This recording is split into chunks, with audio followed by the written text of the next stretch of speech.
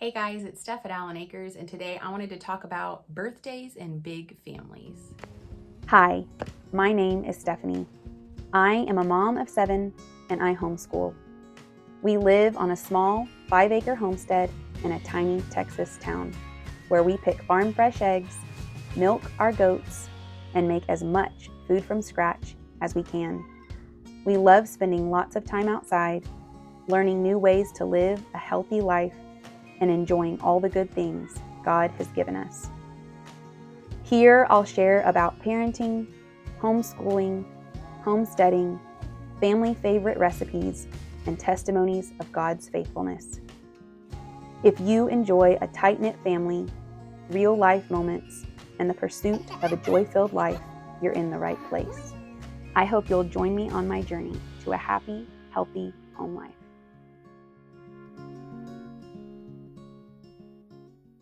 Okay, so I think that it is maybe a common misconception that when you are part of a big family, birthdays become maybe not that big of a deal because there's so many of them, or that maybe you can't afford to make your kids feel special because there are so many of them. And so I wanted to share what our family does for birthdays.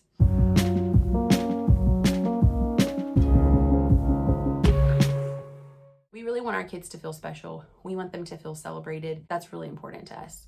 We feel like their birthdays are days that are really exciting because it's the day they were brought into the world, and we want them to know how important and celebrated and special they are to this family. Early on in our parenting journey, our kids were having birthday parties every year, but we quickly went from 3 to 6 kids in a 6-month period several years ago. And we quickly realized something had to change because having 6 birthday parties a year was not affordable or sustainable for us or for our extended family to be coming to 6 birthday parties a year. And so we decided to implement something called milestone birthdays. Our kids get to have a birthday party that's big and pretty much whatever they want it to be, within reason, of course, but they can pretty much invite however many people they want. We do those birthday parties at ages 1, 5, 10, 13, 16, and 18. I feel like it's pretty obvious why those birthdays are important. You know, your first birthday is obviously a big deal because it's your first birthday. Obviously, it's more about the parents than the kids at that point. 5 is a big deal because you're kind of leaving that like preschool age, kind of beginning into, school age. Now for our family, we don't actually start formal schooling until the age of 6, but 5 nonetheless is still a big deal to us. And so we celebrate that big. And then age 10 is big because you're a double digit, and age 13 is big because you're a teenager, and age 16 is big because you are legally able to drive if your parents decide you're responsible enough. And then age 18, obviously, because you are a legal adult and approaching adulthood, like actually, possibly leaving home and stuff. As little kids, our kids usually have decided to always have big parties. For our older girls, for their milestone birthdays, we gave them options like you can choose to have a big party, or you could choose to have several of your friends go do something fun. And so they've chosen that some years. But so that's what we do if it's a milestone birthday. But this last week, we actually got to celebrate one of our kiddos who's not having a milestone birthday. He turned 4. And so I thought I would just take this opportunity to share what we do on all the other years. So they're still important. We still want to make them feel special. So here's what a birthday in the Allen house looks like.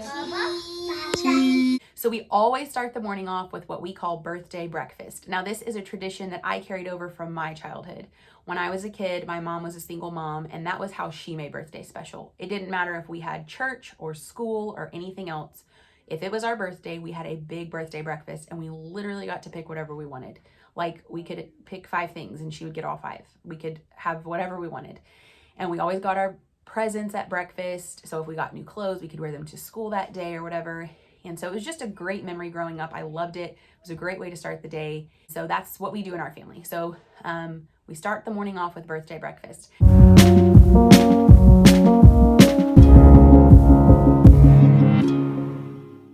Now, several days before their birthday, I will actually interview my kids and the birthday child and ask them what they want. And they get to pick the menu for the entire day. So they get to pick what we're going to have for breakfast, what we're going to have for lunch, and what we're going to have for dinner. Now, they do get to pick whatever they want, but again, obviously it's in reason. For example, this child on this day wanted pancakes and cinnamon rolls. And I said, well, that's not going to work, buddy. You have to pick one. So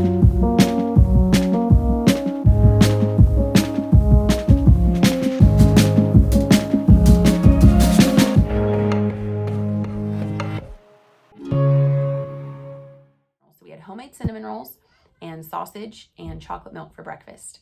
He chose hot dogs for lunch, something we don't really eat very much, so I feel like my little boys pick that a lot for their birthdays.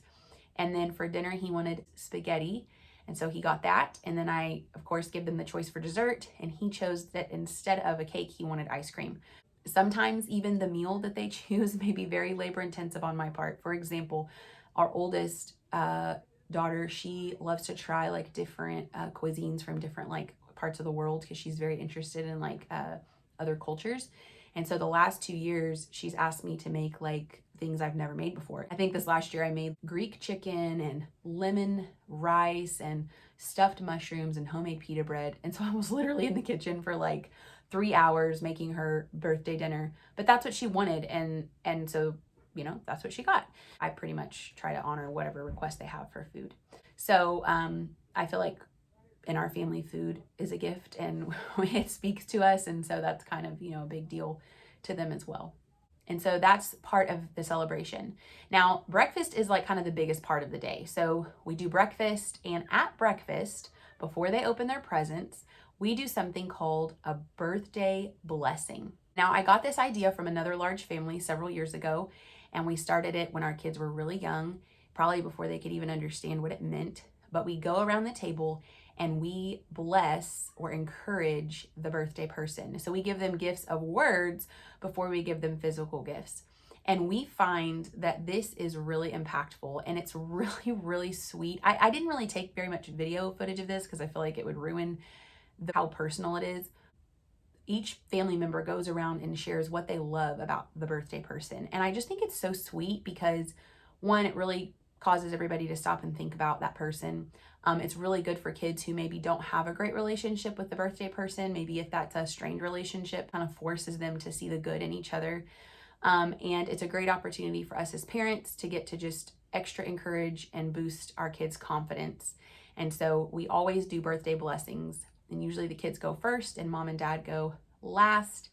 And it's really sweet. And we hardly ever get through birthday blessings without crying.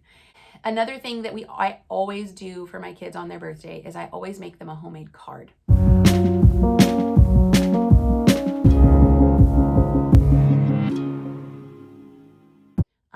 I'm not really into store-bought cards. I think they're overpriced, and I feel like I can say what I want to say way better than Hallmark can. So generally speaking, I will make a personalized card, usually themed around something that they like. And I'll make the card, and then my husband and I take the time to both write a very personal message. And then even if they're young, right, at 4, he probably can't fully understand what we wrote in his card this year, but we put it in a keepsake box, and that's something that he gets to keep every year. And as he gets older, he can look back on those cards and he can be reminded each year of how mommy and daddy encouraged him and how we built him up and what we believed in him, even as a young child, and then to get to see where he is at that time in his life. And so we do that for all of our kids as well. And then after birthday breakfast is over and birthday blessings are done, we go to the living room and they get to open their gifts.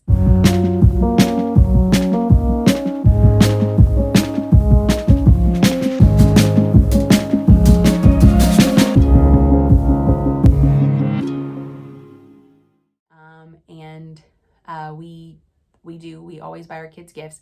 Now, this is really special to me and really important to me for this reason. And I know that this is different for every family, so this is definitely not like judgment or like criticism. I'm just telling you what we do. But we do not buy our kids toys. Like, we just don't. Like, we, if we're going to reward our kids with something, usually it's going to be like time, like quality time. Usually what I do is I kind of notice through the year, like, okay, what are they really interested in? What do I hear them saying, man, I'd really love to have this, over and over again. And I will actually keep notes of that, like in a note on my phone. I have a whole section that's just like gift ideas. And then when it's their birthday or Christmas, I will refer to that list to decide what, I want to get them. And of course I ask them to, like, hey, is there anything that you're really wanting? And then, so we open gifts. And I really love this too, because all of our kids enjoy gift giving. And this is something that I've really tried to like focus on even since they were little. So at Christmas time, I will let them like go to the dollar store, or even when they were little, I would let them go to the dollar store and like pick out gifts for their family members and wrap them up and put the tag on them and put them under the tree. And I think it's given them a love for gift giving, and they get excited about giving gifts to their siblings and to us and to their family, other family members. And so at their birthday, I always give them an opportunity to give a gift to their siblings, and it's usually one that I buy and I'll let them wrap.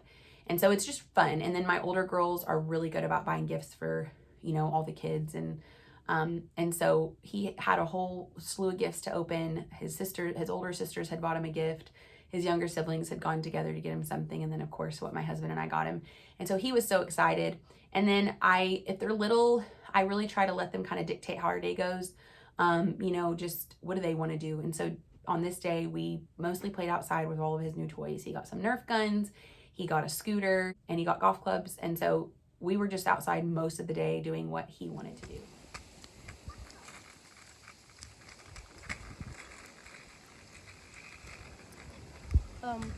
Mama, can you back up a little bit?